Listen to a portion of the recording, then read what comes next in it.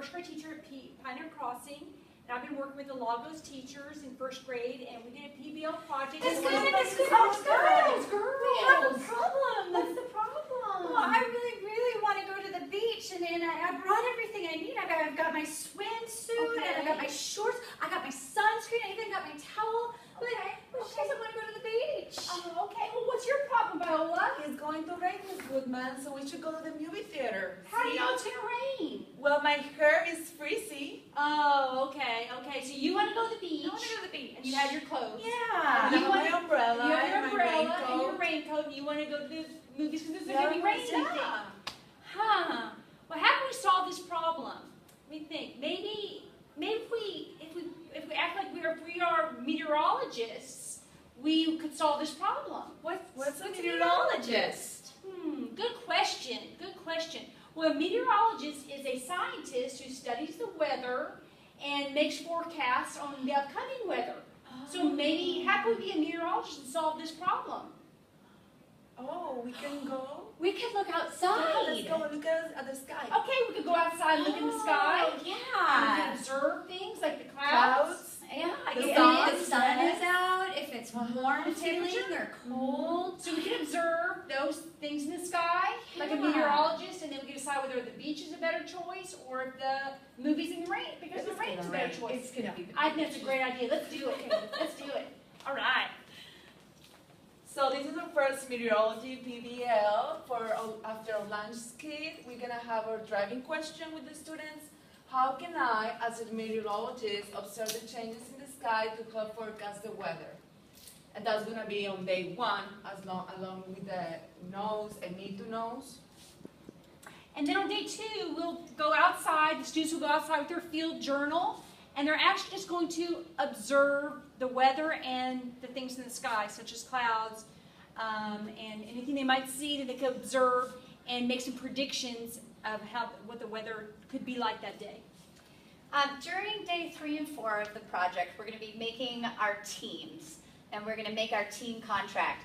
To make the team contract, we're going to do 2 team builder activities, one on each day, so that they can authentically come up with the agreements that they're going to need for their team. The first team builder that we're going to do is called the tape walk, similar to the 3-legged race, but you have multiple people with their legs taped together, and they have to try to make it across the room without breaking the tape. The second one will be name your team. At the end of each team builder, of course, we sit down and we debrief and come together with what do we need as agreements to make sure that our teams are cohesive and work together. And in those days, day 3 and 4, we're gonna work on calendar, well, as a teacher, and approximately will take 15 days, and create our rubric, could be with the students or the teacher. And for Be Proficient, it will have the presentation, everybody participates. Voice is gonna be allowed voice and visuals. And for the content, they need to include 3 facts. And for their log, the student log, they need to have 6 or 7 entries. And we can also include tics there and more vocabulary, kid-friendly vocabulary. Then we'll have between days 5 and days 9, and for however long we need, we're going to be teaching the content. The TEKS that we're using is Science TEKS 8 A and B, which is observing the changes within the objects of the sky. And so we'll be introducing the vocabulary of stratus, cumulus, and cirrus clouds to talk about how the clouds can change and how that can help predict the weather. So each day we'll focus on a different type of cloud.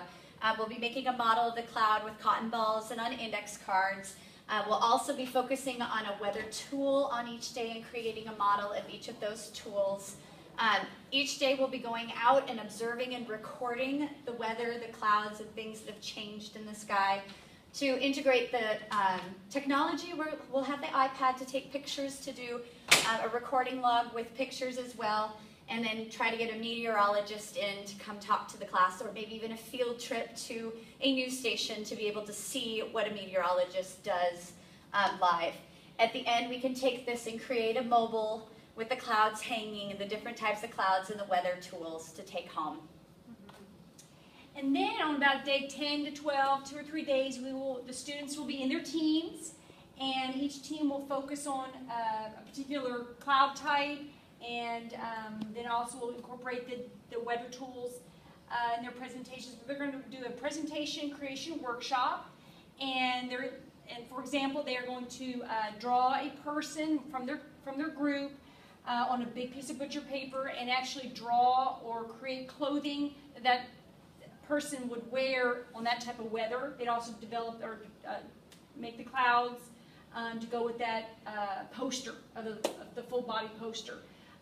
They'll also be incorporating the weather tools we're going to be making as crafts. So we'll do that for 2-3 days to create those per team. And then we'll have the first check-in point, and they're gonna be able to practice their presentation with the supporting friends and feedback, and that will be on day 13.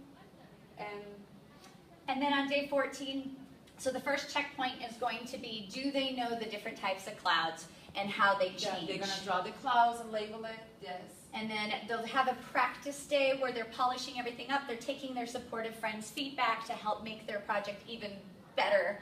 Then we'll have the checkpoint 2, where they're using the weather tools to make sure that they know how to use the weather tools. And then we have the final presentation. We can invite, the students can invite other staff members, their parents, other peers, and other teachers as well in the classrooms. And then we are complete with the project, and we'll move on to our next PBL units. All right. Okay, now we need a picture. Now just like a still shot.